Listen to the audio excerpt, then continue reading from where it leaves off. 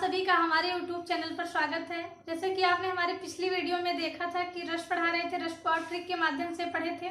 तो आइए आप देखिए छंद क्या है, छंद के कुल कितने अंग हैं। छंद को आप ट्रिक के माध्यम से आज भी पढ़ेंगे, देखेंगे।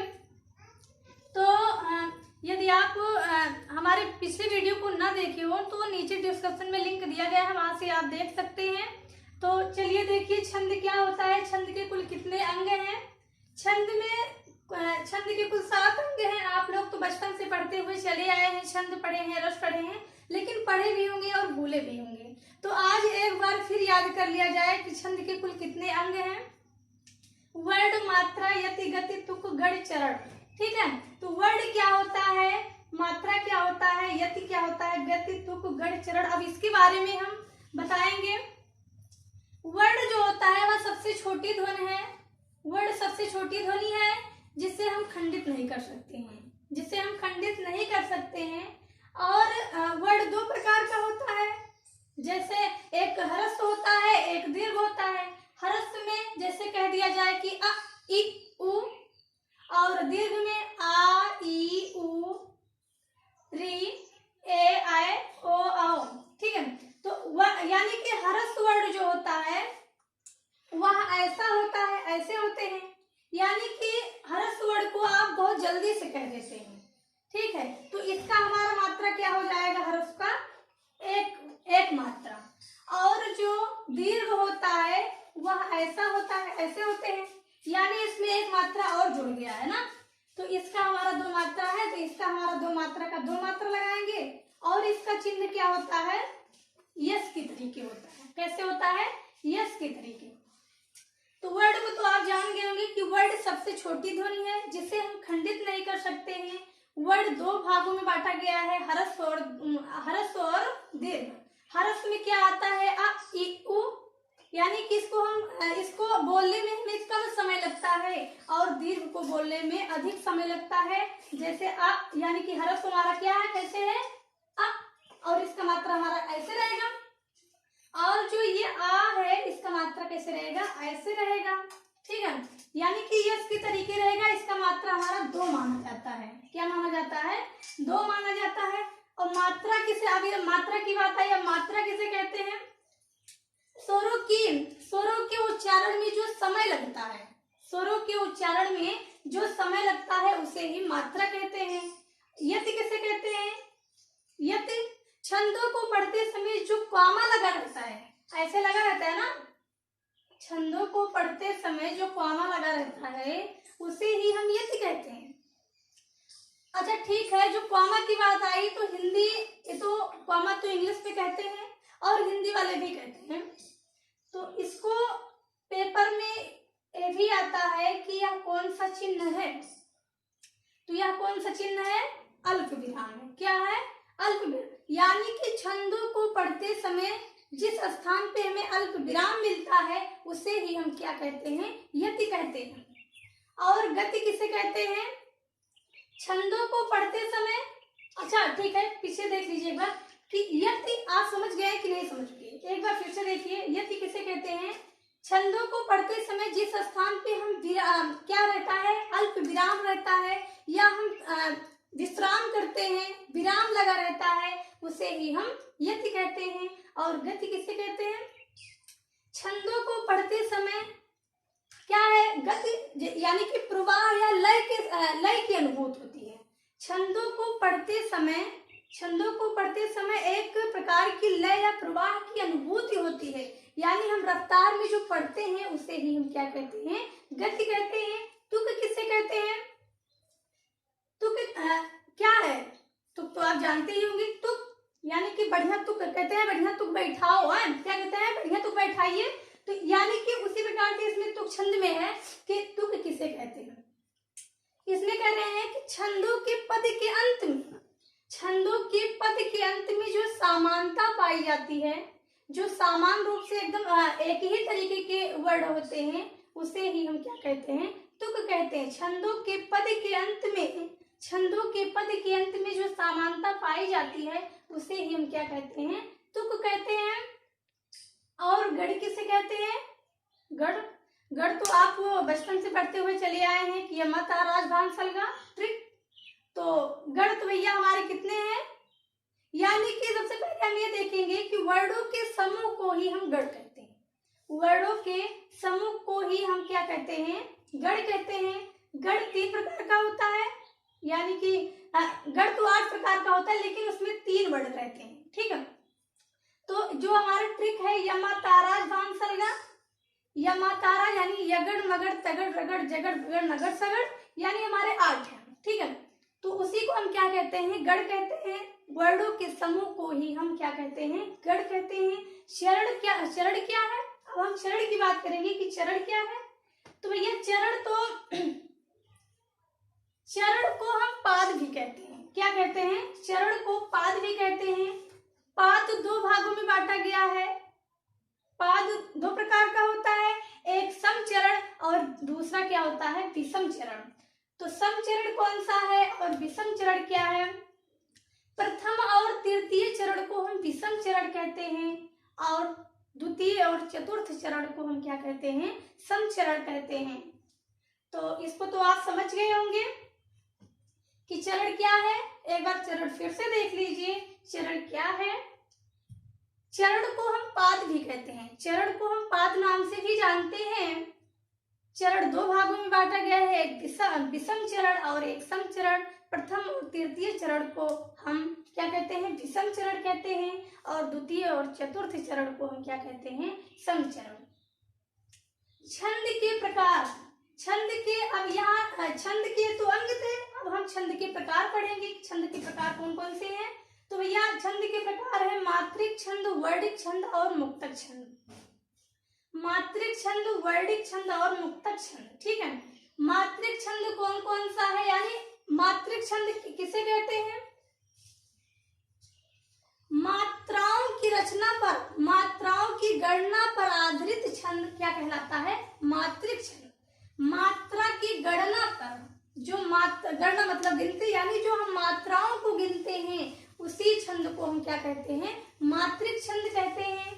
और फिर वर्णिक छंद की बात आई तो वर्णिक छंद किसे कहते हैं, वर्णों की गणना की जाने वाली छंदों को वर्णिक छंद कहते हैं। क्या कहते हैं, वर्णों की गणना की जाने वाली छंदों को वर्णिक छंद कहते हैं। और मुक्तक छंद तो ज्यादा हम पढ़ते नहीं है, मुक्तक छंद यहाँ एग्जाम में नहीं पूछे जाते हैं, केवल यही दोनों से पूछे जाते हैं, ठीक है। 2 मात्रिक छंद और वर्णिक छंद से, तो ठीक है। अब ये दोनों हम पढ़ेंगे कि मात्रिक छंद क्या है। मात्रिक छंद के कुल कितने भेद हैं, तो मात्रिक छंद के कुल कितने भेद हैं, कौन बताएगा। तो भैया ये नीचे लिखा गया है।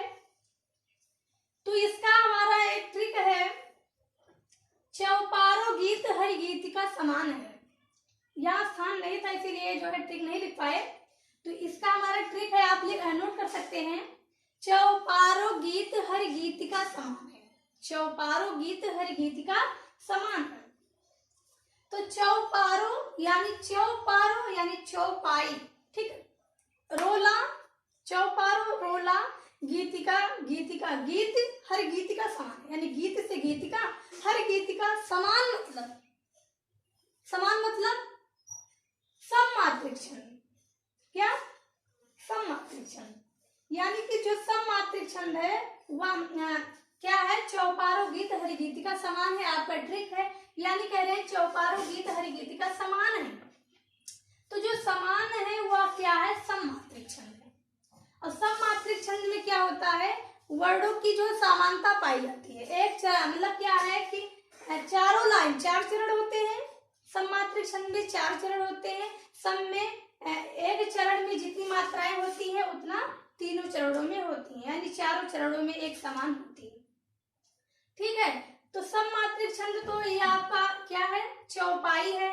तो चौपाई में 16 कितनी मात्राएं होती हैं, चौपाई में 16 मात्राएं होती हैं, ठीक है।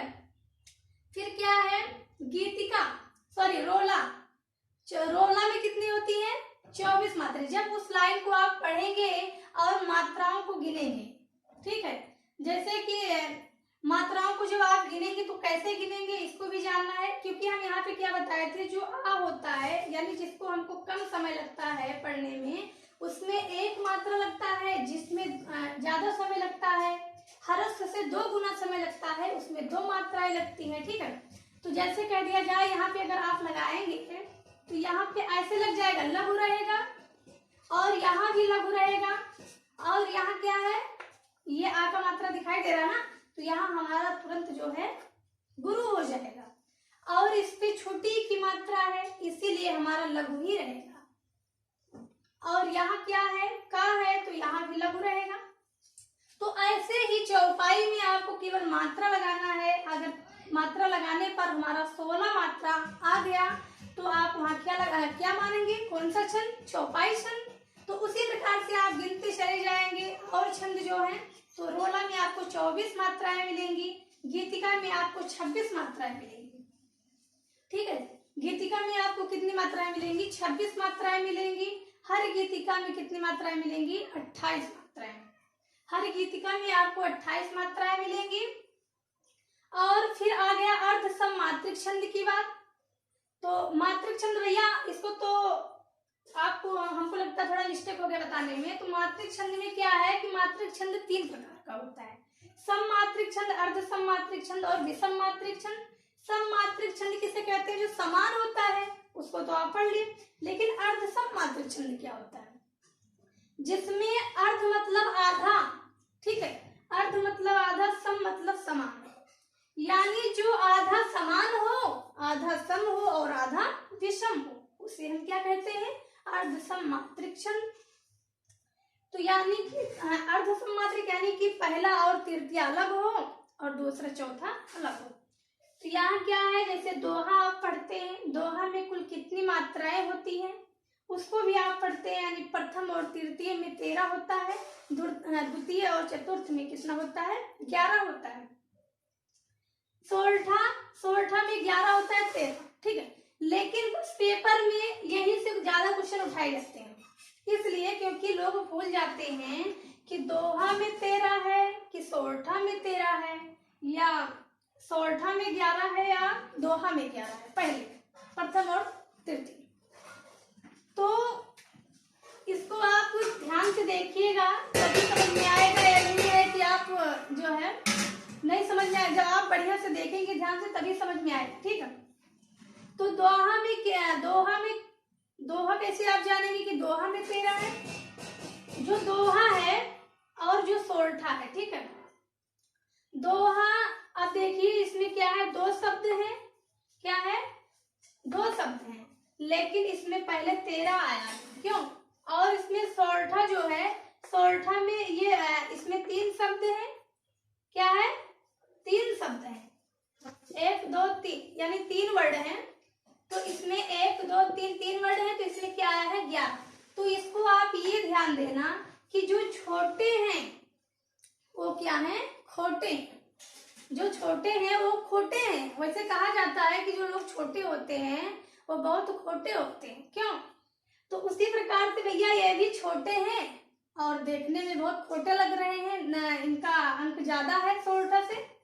तो यानी कि अब दोहा का अंक ज्यादा रहेगा, इसलिए क्योंकि ये खोटे हैं। तो आपको ध्यान रहेगा ना, वैसे क्या है, सोरठा में 3 अंक के हैं, तो इसीलिए दोहा जो है 2 अंक का तो है, छोटे हैं लेकिन बहुत खोटे हैं। तो इसीलिए इसमें क्या है, प्रथम और तृतीय में 13 है और बाद में 11 है। ठीक है, और सोरठा में ये बड़े हैं, लेकिन बड़े हैं तो बड़े हैं, तो इसमें क्या है, ये इसमें पहले 11 आएगा प्रथम और तृतीय में, और दूसरे और चौथे में इसमें तब 13 आएगा। ठीक है, बरवे को आप कैसे याद करेंगे कि बरवे में कैसे कितना मात्राएं होती हैं। तो बरवे में तो मात्राएं आपको बहुत आसानी से याद हो जाएगा, लेकिन जब आप देखते रहेंगे तो। ठीक है, तो बरवे में क्या है कि बा से बरवे, सीधी सी बात, बा से बरवे और बा से 12 मात्रा। ठीक है, प्रथम और तृतीय में 12 मात्रा, और बरवे यानी बा से बरवे, बा से 12, क्यों, बा से बरवे, बा से 12। उसके बाद में फिर जो क्या होता है, द्वितीय और चतुर्थ होता है, उसमें आपको 7 मात्राएं गिनना होगा, 7 मात्राएं रहती हैं। तो इसको जब आप ध्यान से भैया हमारे शब्दों को देखेंगे तभी आसानी से समझ में आएगा, नहीं तो फिर नहीं। तो क्या है, बा से, इसको एक बार फिर से देखिए, बा से 12 मात्राएं, यानी प्रथम और तृतीय चरण में कितनी मात्राएं आएंगी, 12 से 12, और उसके बाद में द्वितीय और चतुर्थ चरण में कुल कितनी मात्राएं हैं, 7 मात्राएं।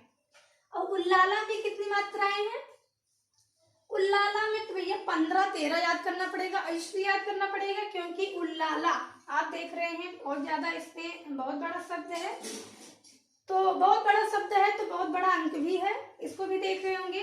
तो उल्लाला में भैया 15, प्रथम और तृतीय चरण में 15 मात्राएं होंगी, और प्रथम और तृतीय चरण में 15 मात्राएं, द्वितीय और चतुर्थ चरण में 13 मात्राएं होंगी, तो वह हमारा क्या हो जाएगा, उल्लाला हो जाएगा। विषम मात्रिक छंद, विषम मात्रिक छंद, इसमें क्या होता है, इसमें दो चरण से ज्यादा जो है सामान नहीं होते, ठीक है, जिसमें 2 चरण से ज्यादा सामान ना हो उसे क्या कहते हैं, विषम मात्रिक छंद। इसमें हमारे 2 छंद आते हैं, ज्यादातर एग्जाम में एक पूछे जाते हैं, हाई स्कूल इंटर में, और क्या कहते हैं बीएड एंट्रेंस में, और सारे एग्जाम में, ठीक है। तो छप्पय का मतलब, अच्छा ठीक है, छप्पय है, तो छप्पय में भैया छाछ से छप्पय और छाछ से 6 लाइन, यानी जो विषम मात्रिक छंद होता है उसमें 6 चरण होता है। विषम मात्रिक छंद में 6 चरण होता है, तो छाछ से भैया छप्पय और 6 से 6 चरण तो आप जान ही गए। लेकिन एक बात इसमें और है कि यह 2 छंदों से मिलकर बना होता है, जो छंद होता है यह 2 छंदों से मिलकर के बना होता है। जैसे क्या है, छप्पय है, छप्पय अब 2 छंदों से मिलकर बना है, तो जो ट्रिक है हमारा इसको भी देख लीजिए, रुओ, छप्पय रुओ, ठीक है। आपको इसको अगर बढ़िया से याद कर लेंगे थोड़ी देर के लिए, अगर बढ़िया से याद कर लेंगे थोड़ी देर में, तो जान लीजिए जिंदगी भर याद रहेगा, आप किसी को बता भी सकते हैं। तो क्या है, छप्पय है, छप्पय में क्या है, ट्रिक, रो, यानी आपका ये क्या है, यानी रोला जुड़ा रहता है, और क्या जुड़ा रहता है, 2 चरण हमारे रोला के रहते हैं और उल्लाला के रहते हैं, ठीक है। 4 चरण उल्लाला के रहते हैं, ठीक, और रोला के हमारे 2 चरण रहते हैं। तो रोला पहले जुड़ा रहता है, उसके बाद में उल्लाला, ठीक है, क्या रहता है, उसके बाद में रोला के बाद में उल्लाला। उल्लाला में क्या कौन कौन से रहते हैं, 2 रो, उल्लाला 2 रो, ठीक है। तो 2 रो हमारा ट्रिक है, 2 रो, तो 2 से दोहा और रो से रोला, ठीक है। दोहा, इसमें पहले दोहा जुड़ा रहता है, फिर उल्लाला जुड़ा रहता है, तो सॉरी, इसमें पहले दोहा जुड़ा रहता है, फिर क्या जुड़ा रहता है, रोला। तो आप इसको बहुत अच्छे से हमें क्या है कि आप समझ गए होंगे, पता है कि अगर आप बढ़िया से पढ़ रहे होंगे तो अच्छे से समझ जाएंगे, ठीक है। तो ठीक है, इसके बाद में हम क्या पढ़ेंगे, वर्डिक छंद पढ़ेंगे। इसके आगे हमारा दूसरा टॉपिक क्या रहेगा, उसी में हमारा लेक्चर 2 में क्या रहेगा, वर्डिक छंद, क्या रहेगा, वर्डिक छंद। तो ये हमारा लेक्चर 1 था, ठीक है। इसको तो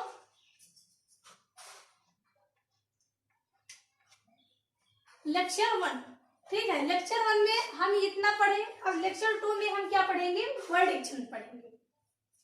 तो यदि आपको हमारा यह वीडियो अच्छा लगा हो तो प्लीज लाइक करिए, शेयर करिए, सब्सक्राइब करिए और ज्यादा से ज्यादा शेयर करिए। Thanks for watching.